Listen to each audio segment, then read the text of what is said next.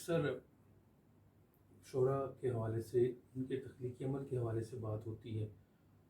ہر شاعر کا اپنا مزاج ہوتا ہے تخلیق کے حوالے سے، موضوع کے حوالے سے. آپ کا جو تخلیقی عمل ہے اس میں کیا، کس طرح سے آپ طریقہ واردات کیا ہے آپ کی تخلیقی حوالے سے؟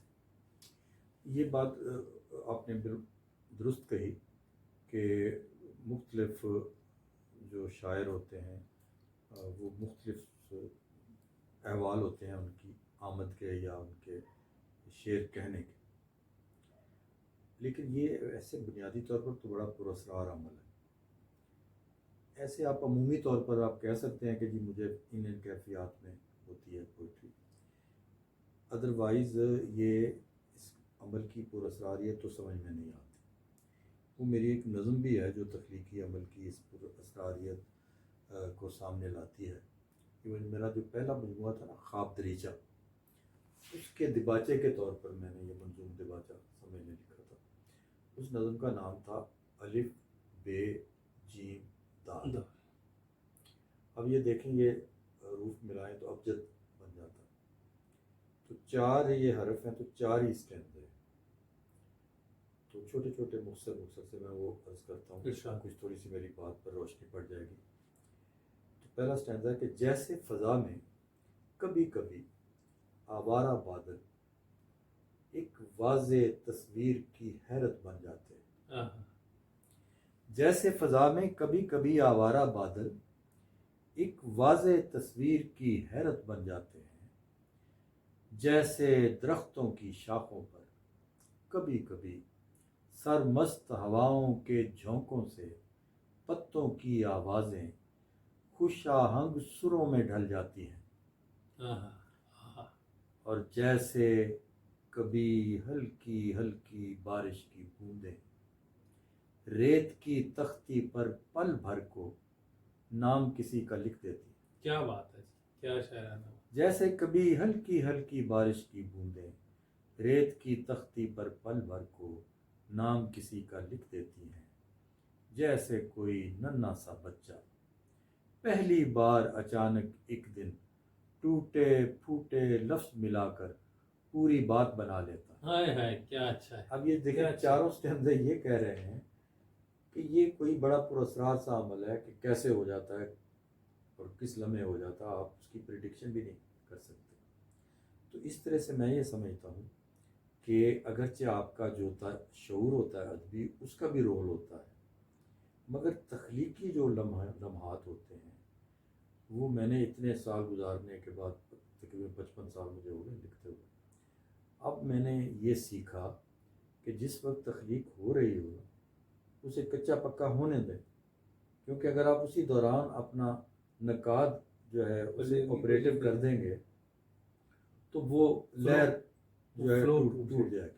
ٹھیک ہے، تو اس کے بعد پھر آپ اپنے تخلیق کی جو نقاد ہے، وہ ہمارے استاد سجاد باقر رضوی، تو وہ کہا کرتے تھے جب تخلیق ہو رہی ہو تو آپ ماں بن جائیں، اور جب تخلیق کر لیں تو پھر باپ بن کر اسے تراشیں خراشیں. تو ماں جو ہے اس کو تو ہر صورت میں بچہ اچھا لگتا ہے، تو اس لیے جب تخلیق ہو رہی ہوتی ہے اسے آپ جیسے بھی ہے کچا پکا نقل کر لیں، اس کے بعد پھر آپ اپنا نقاد اپلائی کریں. تو اب ظاہر ہے بنیادی اہمیت تو اس تخلیقی واردات کو ہے نا، درست، جس کی وجہ سے آپ کا پھر ریشنیل جو ہے اور شعوری جو سیلف ہے وہ پھر آتا ہے بروئے کار. تو اسی طرح سے میرا ایک وہ شعر ہے کہ عالی طلوع فن کی نشانی یہی تو ہے، لفظوں میں ان کہی کا اثر جاگنے لگے. کیا تو وہ کبھی کبھی یہ مومنٹس آتے ہیں. وہ جو کاریگری سے اب بھی شاعری کر سکتا ہوں میں، مطلب منجی بیڑی ٹھوکنے والی جو بات ہے وہ تو ہم قافیے ملا کے تو شعر کسی وقت بھی کہہ سکتے ہیں اور معقول ہو جائیں گے، لیکن وہ جو واقعی کسی تخلیقی لہر کے نتیجے میں پوئٹری ہوئی ہوئی ہوتی ہے وہ اور چیز ہوتی ہے. جب بھی بادل بارش لائے شوق جزیروں سے، خوشا خوشا حرف کی بیلیں بھر گئیں ہیروں سے.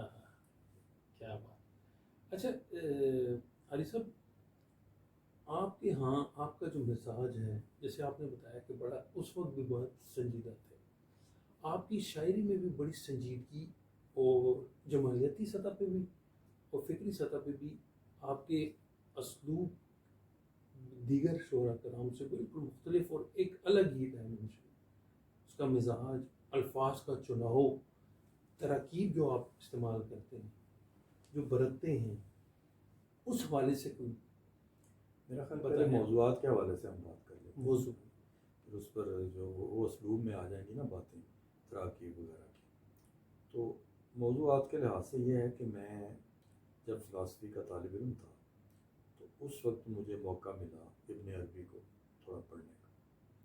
تو ابن عربی کا ایک تصور جو ہے حقیقت کے بارے میں، کہ ایک ہی حقیقت جو ہے وہ مختلف مدارج میں اپنا اظہار کرتی ہے، اسے وہ مراتب حقیقت بھی کہتے ہیں.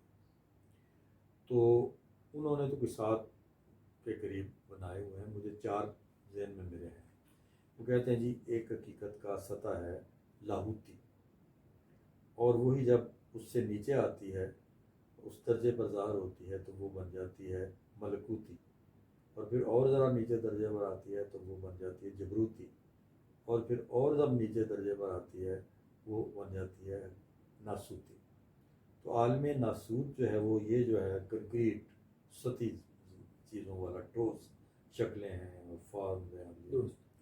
اور جو اس سے اوپر عالم جبروت ہے اسے آپ یہ کہہ لیں کہ جیسے ان کے پیچھے اصول جو کام کر رہے ہیں جو ہمیں نظر نہیں آتے، لیکن ان اصولوں پر یہ میز بیٹھی ہوئی ہے اور آپ بیٹھے ہیں، میں بیٹھے ہیں. تو وہ جو ایبسٹریکشن میں اصول ہے وہ سمجھ لیں جبروت، عالم جبروت ہے. اور عالم ملکوت اس سے ذرا زیادہ ڈیلیکیٹ لیول ہے. عالم لاہوت وہ ہے جہاں کوئی شکل صورت نہیں، کوئی فارم نہیں. ٹھیک ہے جی. تو وہ کہتے ہیں جب آپ ناسوت سے لاہوت سے ناسوت کی طرف آتے ہیں تو یہ سفر ہے نیچے کا سفر ہے، اوپر سے نیچے کا نزولی سفر. اور جب آپ نیچے سے ترقی کرتے کرتے ارتفاع حاصل کرتے کرتے اوپر کی طرف جاتے ہیں تو یہ صعودی سفر ہے. تو اب میرے ذہن میں ایک بات آئی جو میرے تنقیدی نظریات کی بھی بنیاد بنتی ہے. وہ میرے ذہن میں یہ بات آئی کہ ایک شاعر جتنی زیادہ وجود کی سطحوں پر الائیو ہو اتنا اس کا موضوعاتی وایہ وسیع ہوگا. تو ایک معیار یہ ہو گیا شاعری کو پرکھنے کا کہ وہ وجود کی کتنی سطحوں پر بیدار ہے وہ شاعری، درست۔ اور پھر اس کی پوئٹیفیکیشن کتنی اچھی ہوئی ہے. عام طور پر جب اس کے ڈیلیکیٹ اس کی طرف جاتا ہے بندہ تو اس کی شاعری میں کمی آتی ہے. جب موضوع بڑا ہوتا جاتا ہے تو اس میں پوئٹیفیکیشن میں کمی آ جاتی ہے، یعنی وہ باتیں جو مقولات کی شکل اختیار کر جاتی ہیں تو وہاں جا کے پوئٹری جو ہے وہ بعض اوقات کم ہو جاتی ہے. تو جنرلائزیشنز جہاں ہوتی ہیں تو اب وہ پوئٹ زیادہ پوٹینشیل والا پوئٹ ہوتا ہے جو میٹا فزیکل باتوں کو بھی اور جو یہ اصولی باتوں کو بھی اور مقولاتی باتوں کو بھی پوئٹیفک انداز میں کہہ سکے. عام طور پہ دیکھتے ہیں کہ ایک رومانوی پوئٹ ہوتا ہے وہ ذرا سا سوشو پولیٹیکل میدان میں آتا ہے تو سیچوریٹ ہو جاتا ہے. یہ پروین شاکر کی مثال. اچھا، اور بھی مثالیں میں دے سکتا ہوں لیکن اپنی بات میں صرف کرنا چاہ رہا ہوں. تو اس چیز نے میرے وین میں پوئٹک وین میں بھی ایک کنٹریبیوٹ کیا. تو میں سمجھتا ہوں کہ میرے جو موضوعات ہیں ان میں ایک تو سائیکولوجیکل بنیاد کی باتیں ہیں. اچھا، اس میں ایک رومانوی پہلو بھی ہے لیکن کم ہے، وہ صرف جو بدنی جسمانی رومانویت ہے وہ کم ہے. اس کے بعد دوسرا ایک سائیکولوجیکل ڈیپتھ والے اشعار، ایک میرا وہ موضوع ہے، وہ موجود ہے اس میں. بہت سارے اس کے میں مثالیں دے سکتا ہوں. مثلا ایک شعر ہے میرے ہاں کے خیر دنیا سے سیاست صحیح دنیا والی، خود سے جو عہد کیا وہ تو نبھایا جائے. تو یہ ایک سیلف کی باتیں ہوں. اچھا، اس کے بعد سوشو پولیٹیکل پہلو کی میرے یہاں بہت ساری پوئٹری موجود ہے. بالکل۔ ٹھیک ہے. اور پھر ایک اور پہلو ہے میرے ہاں وہ ہے میٹا فزیکل اسپرچل پہلو کا ہے. پھر کائناتی ایک پہلو ہے، آفاقی پہلو ہے وہ ہے. اور یہ میرا چونکہ سائیکک میک اپ ایسا ہے سارے کا سارا، یعنی یہ کوئی میں نے پلاننگ سے نہیں کیا. یہ میرا نقاد جب میری پوئٹری کا مطالعہ کرتا ہے تو یہ میں وہ باتیں کر رہا ہوں جو میں نے ایک نقاد کی آنکھ سے اپنی پوئٹری کو دیکھا ہے. تو یہ اللہ میاں کی میں کہتا ہوں خاص رحمت ہے کہ آپ کی توفیق میں یہ بات شامل ہو کہ آپ کی مختلف جہتیں جو ہیں وہ پھر ان کی گروتھ ہو رہی ہے کہ نہیں. کہ اگر میں نفسیات کا ایک میرا پہلو ہے تو کیا میں اسی طرح کی باتیں کر رہا ہوں جو میں نے 40 سال پہلے کی ہیں, یا ان میں کوئی اور ڈیلیکیسی اور ڈیپتھ آئی ہے, اس طرح سے باقی ہیں.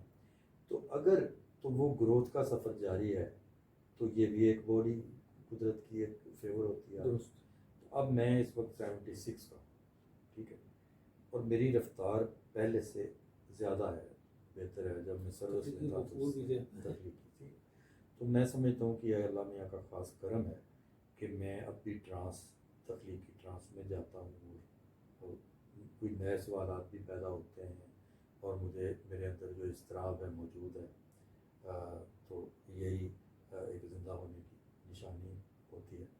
اب آپ دیکھیں, میں نے جیسے آپ کو نفسیاتی پہلو کے شعر سنا ہے, اب جیسے جیسے مجھے یاد آتا ہے مطلب میٹا فزیکل سطح کے شعر, یہ دید تو روداد حجابات ہے عالی, یہ دید تو روداد حجابات ہے عالی, وہ ماہ مکمل نہ گھٹا ہے نہ بڑا, اور ہر سوچ ہے ایک گنبد احساس میں گرداں. کیا اچھا شعر. ہر سوچ ہے ایک گنبد احساس میں گرداں, اور گنبد احساس میں در حرف دعا. کیا اچھی بات. اب دیکھیں یہ ایک میٹا فزیکل سطح کے فکری موضوعات. اب وہ جو میں نے کہا تھا کائناتی اور تاریخی اور جسے مسٹری کہہ رہے ہیں, طلسم عکس و صدا سے نکلے تو دل نے جانا, یہ حرف کچھ کہہ رہے عرض ہنر سے آگے. یہ کنٹینٹ کی بات ہو گئی. اچھا, پھر اسی میں ایک شعر ہے اس غزل میں کہ نثار ان ساعتوں پہ صدیوں کے سحر عالی, نثار ان ساعتوں پہ صدیوں کے سحر عالی, جیے ہیں جن کے جلو میں شام و سحر سے آگے. اب ظاہر میں اس میں یہ فیل کرتا ہوں کہ ایک کریٹو بینگ جو ہے وہ معمول کی زندگی سے اکثر اوپر زکاند لگاتا ہے, اٹھتا ہے. تو میرے لیے وہ ورتھ والے لمحات ہیں کہ جیے ہیں جن کے جلووں میں شام و سحر سے آگے. میں نے اسی شعر سے اپنی آٹو بایوگرافی کا عنوان لیا ہے, شام و سحر سے آگے. اچھا, میری اس غزل سے اتفاق کی بات آ گئی کہ 2-3 کتابوں کے نام نکلے. ایک تو رشید امجد نے جب اپنے کلیات چھاپی, 7-8 مجموعے اکٹھے چھاپے, تو انہوں نے اس کا نام رکھا دشت نظر سے آگے. تو وہ میرا شعر تھا کہ یہ دل شب و روز اس کی گلیوں میں گھومتا ہے, وہ شہر جو بس رہا ہے دشت نظر سے آگے. اچھا, اس سے انہوں نے افسانہ بھی ایک لکھا. اچھا, پھر میری اپنی ایک کتاب ہے, میرے تیسرا جو شعری مجموعہ ہے, اس کا نام ہے عرض ہنر سے آگے. وہ ابھی میں نے آپ کو شعر سنایا کہ طلسم عکس و صدا سے نکلے تو دل نے جانا, یہ حرف کچھ کہہ رہے ہیں عرض ہنر سے. اچھا, اس طریقے سے جو سوشو پولیٹیکل ڈائمنشن ہے میری, اس میں آپ دیکھتے ہیں کہ ایک ہوتا ہے راست انداز. تو میں کوشش میری ہوتی ہے کہ اس میں راست انداز ہے, جیسے اپنے دیے کو چاند بتانے کے واسطے بستی کا ہر چراغ بجھانا پڑا. اب یہ دیکھیں میں تنقید دوسروں پر کسی پر کر رہا ہوں, لیکن میں نے لفظ اپنا استعمال کیا, میں نے استعمال کیا اپنے اوپر وہ بات. تو ایک خود احتسابی بھی اس میں موجود ہے کہ بھئی ہم نیگیٹو رویوں کے اسیر ہو گئے ہیں, یا اس طرح کے وہ شعر ہیں. ہاں, مجھے اب یاد آیا اس سلسلے کا, یہ جو میں نے آپ کو کہا تھا کہ جو تھوڑا سا تصوف کا حوالہ جس میں آتا ہے کہ عشق خود سکھاتا ہے ساری حکمتیں عالی, عشق خود سکھاتا ہے ساری حکمتیں عالی, نقد دل کسے دینا بارے سر کہاں رکھنا. تو اب یہ جو مختلف جہتیں ہیں شاعری کی جو میں نے آپ کے ساتھ ابھی ڈسکس کی. اچھا, فکری جو سطح ہیں وہ ہے جو دوسروں کی نگاہ کے آئینے نہ ہوتے, جو دوسروں کی نگاہ کے آئینے نہ ہوتے, تو دل کہاں ڈھونڈتے خد و خال اپنے آپ. اچھا میری پوئٹری پر کوئی بہت دوستوں نے مضمون لکھے, بڑی میری خوش قسمتی ہے, کوئی 170 کے قریب مضمون ہیں. اس میں ایک منشا یاد نے ایک اپنے مضمون میں اشارہ کیا کہ بھی میرے بہت سارے اشعار جو ہیں وہ ضرب المثل کی طرح سے, جیسے وہ کہاوت نہیں ہوتی کوئی, وہ بن جاتی کہ جس میں کوئی صداقت بیان ہو رہی ہوتی. تو یہ ظاہر ہے کہ کوئی میں یہ کانشیسلی تو مقولات نہیں لکھ رہا یا اقوال زرعی تو منظوم نہیں کر رہا. تو وہ یہ ہوتا ہے کہ آپ کا تجربہ, اور یہ اس کی ایک خوبی بھی ہے غزل کی, اس میں چیزیں جو ہیں وہ جنرلائز ہوتی ہیں. تو جب جنرلائز ہوتی ہیں تو بعض کا تو ضرب المثل کی شکل اختیار کر لیتی ہیں. جب پھر میں نے یہ دیکھا کہ ایک ڈائمنشن میری پوئٹری کی یہ ہے کہ اس میں پوئٹری کے بارے میں تنقیدی نکات آتے ہیں. یعنی اس پر ایک الگ سے ریسرچ ہو سکتی ہے کہ بھی میری شاعری میں شعری تنقید جو ہے اس کے کتنے نکات جو ہیں نظموں میں اور غزلوں میں سامنے آئے. مثلا شاعری مفہوم صرف مفہوم کی ترسیل نہیں, ٹھیک ہے, ایک تخلیق طلسمات ہے الفاظ کے ساتھ. کوئی تو سطر عالی کہکشاں صورت دمکتی, کہیں تو سحر کوئی پھونکتے اعجاز کرتے. اچھا اسی طریقے سے جب میں نے کہا تو جیسے جیسے مجھے متفرق طریقے سے چیزیں یاد آ رہی ہیں کہ اب ایک ہے کہ آئیڈیلزم, اپنے آئیڈیل کے ساتھ آپ کی جو وابستگی ہے. تو فروزاں تھے لہو میں درد کے مہتاب جتنے, فروزاں تھے لہو میں درد کے مہتاب جتنے, سب اس کے عکس تھے کس سے کسے ممتاز کرتے. اب دیکھیں یہ ایک آئیڈیل کے ساتھ جو وابستگی ہے اس کے حوالے سے یہ شعر ہے. تو اب آپ دیکھیں کہ بعض شاعر جو ہیں وہ ایک ہی حقیقت کی ڈائمنشن تک محدود ہوتے ہیں, اور ان میں کچھ ایسے شاعر ہوتے ہیں جو اسے اس خوبصورتی سے اس ایک ڈائمنشن کو بھی بیان کرتے ہیں کہ ان کا حصہ بن جاتا ہے اور ان کی انفرادیت بن جاتی ہے. بعض جو ہیں وہ 2 تک جاتے ہیں, جیسے فراز ہے اور فیض صاحب ہیں, یہ کیا کرتے ہیں کہ رومان کو اور انقلاب کو 2 موضوعات پر شاعری کرتے ہیں. فیض صاحب جو ہیں ان کی تمام ترکیب پسند تحریک میں سب سے زیادہ انہیں جو ایک فوقیت حاصل ہے وہ فوقیت یہ ہے کہ انہوں نے انقلاب کو ایک نفسیاتی گہرائی دی اور عاشقانہ عمل بنا دیا. وہ تیرے غم کو جان کی تلاش تھی, تیرے جان ساتھ چلے گئے, تیری راہ میں کرتے تھے جان طلب سارے راہ گزار چلے گئے. ایک عاشقانہ سا عمل بنا دیا. یہی داغ تھے جو سجا کے ہم سرے کوئے یار چلے گئے. اچھا اسی طریقے سے ان کی وہ جو نظم ہے, جان سپاری کی نصب العین کی خاطر جان کی قربانی لگا دینے کے کہ عمل کو شوق شہادت جیسی ایک ڈیپتھ دے دینی ہے, والہانہ پن دے دینا, آج بازار میں پاپا جو ہونا چاہیے. ان کی وہ جو نظم ہے تو اس میں یہ جذبہ ہے. لیکن اب فیض صاحب ان 2 موضوعات تک محدود ہونے کے باوجود انہوں نے ایک تہذیبی عمل بنا دیا اس کو, انقلابی جدوجہد کو, مگر کوئی سوال ان کے پاس نہیں, کوئی اور موضوعات ان کے پاس نہیں ہیں. تو میں نے ایک دفعہ ان کی وہ پہلی کتاب پڑھ رہا تھا, نقش فریادی. تو اس میں ایک شعر تھا کہ خوف ناکامی امید ہے فیض, ورنہ دل توڑ دے طلسم مجاز. تو میں نے وہاں سے بات یہ نکالی اور انفر کی. مجھے ایسا محسوس ہوا کہ فیض صاحب کو پتہ تھا کہ حقائق صرف وہ نہیں ہیں جو نظر آتے, یہ تو مجاز ہے, حقیقت تو اس کے پس پردہ ہے. لیکن انہوں نے خود فیصلہ کر لیا کہ میں نے اسے پس پردہ زیادہ دور تک جھانکنے کی کوشش نہیں کرنی, پتہ نہیں کیا ہاتھ آئے یا نہ آئے.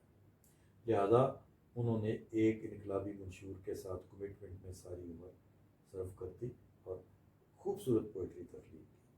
اگر ہم خوبصورتی کے لحاظ سے اور عوامی مقبولیت کے لحاظ سے بات کریں تو اقبال کے بعد سب سے زیادہ پیار کیا جانے والا مقبول شاعر ہے فیض.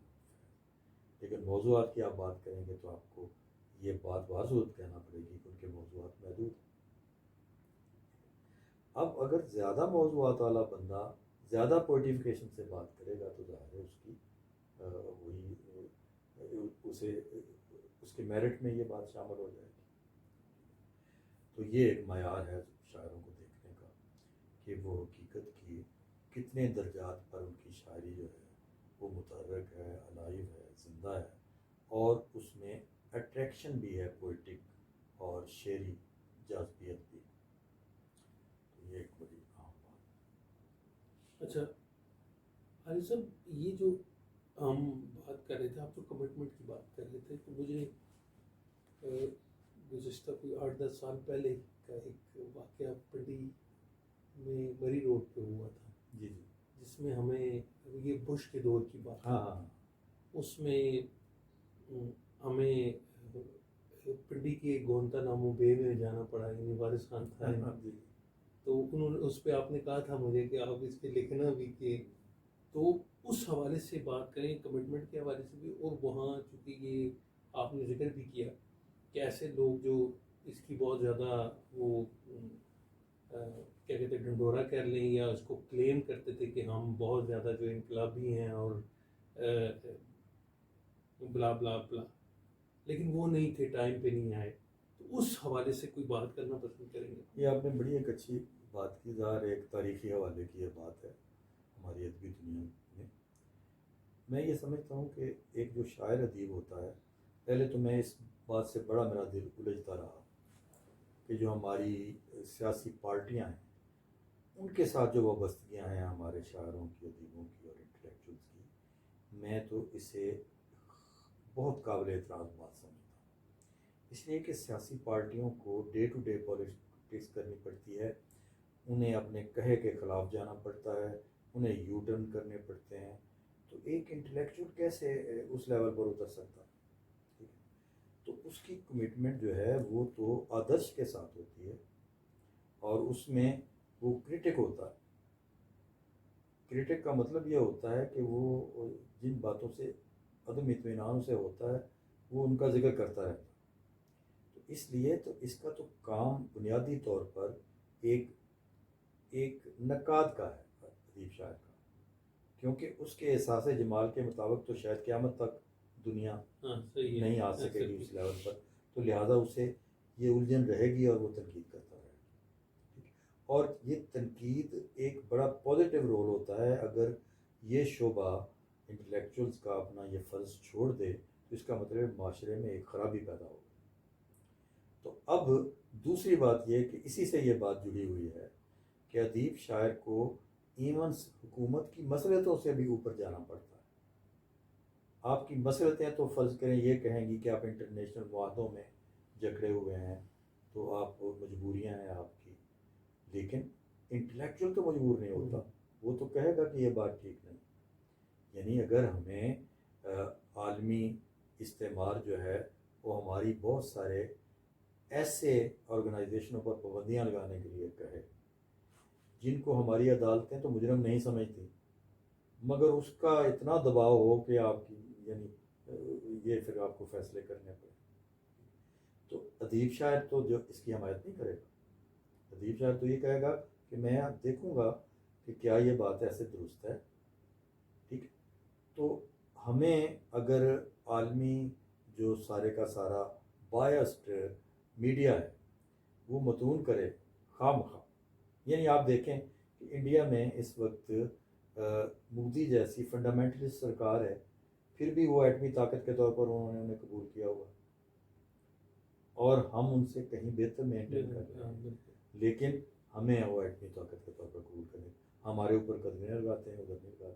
وجہ کیا ہے کہ وہ بہت بڑی مارکیٹ ہے، ان کے مفادات ہیں، ان کا مال بکتا ہے. ٹھیک ہے. تو اب انٹلیکچوئل تو یہ مسئلہ نہیں دیکھے گا، وہ تو بات کرے گا کہ یار یہ یوں ہے، یہ غلط.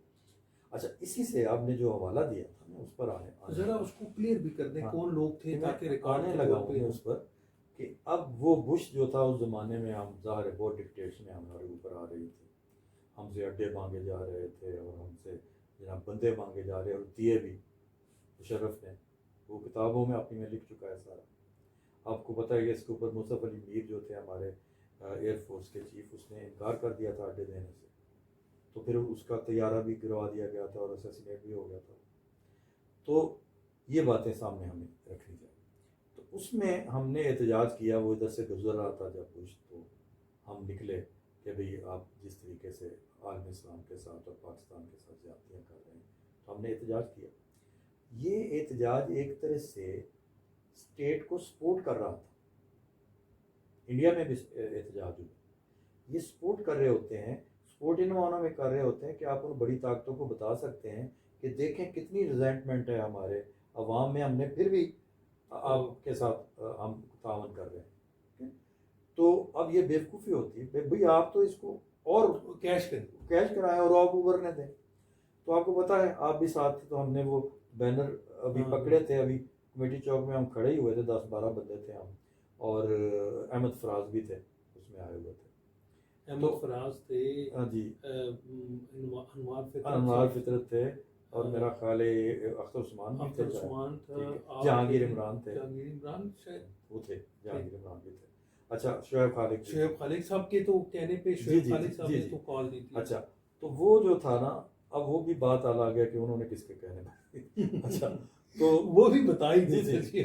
تو وہ ہوا یہ کہ وہاں پہلے سے اس وقت کچھ دوسری پارٹیوں کے بھی احتجاجی کارکن موجود تھے. اچھا تو وہاں ہم نے وقت گزارنا تھا، تو ان کو جب پتہ چلا ہم شاعر ہیں، انہوں نے کہا جی کوئی سنائے کلام. تب وہ کلام اس طرح کا عوامی سا کلام بھی میرے پاس ہی تھا اور کسی شاعر کے پاس نہیں تھا. آپ کو یاد؟ مجھے یاد ہے. تو میں نے پھر وہ سنائی اپنے دیے کو چاند بتانے. لوگوں نے احتجاج کی خاطر اٹھائے ہاتھ، اس نے کہا کہ فیصلہ منظور ہو گیا. تو وہاں نعرے لگنا شروع ہو گئے. تو وہ بھاگ کے آئے تھے وہ سارا عملہ. تو میں نے کہا ہم کیسے وقت گزاریں، یہ ایسے کرنا پڑتا ہے.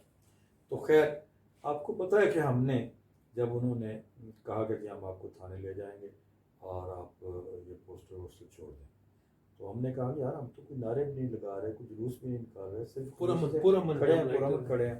تو لے گئے. ہم نے کہا لے جاؤ. لے گئے. تو فراز صاحب بھی بیٹھنے لگے گاڑی میں، تو میں نے انہیں اتار دیا. میں نے کہا جی نہیں، فراز صاحب کو نہیں ہم لے کے جانے دیں گے، یہ جگہ آدمی ہے، بزرگ ہیں. پرابلم بھی تھا جی، ان کو پرابلم بھی تھا. تو انہوں نے مان لی ہماری بات. یہ تو مجھے یاد ہے کہ وہاں میرے ایک بردر ان لا تھے، انہیں پتہ چلا تو وہ پہنچے، تو کرنل تھے. تو مجھے پتہ تھا کہ یہ چاہیں تو مجھے یہاں سے لے جا سکتے ہیں. تو میں نے انہیں سختی سے منع کیا.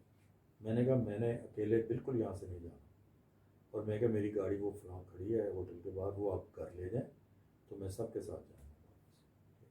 ناظرین وہ سلسلہ ایسے تھا کہ شعیب خالق صاحب نے ایک کال دی تھی کہ پریزیڈنٹ بش جو ہے پاکستان کو دورہ کر رہے ہیں.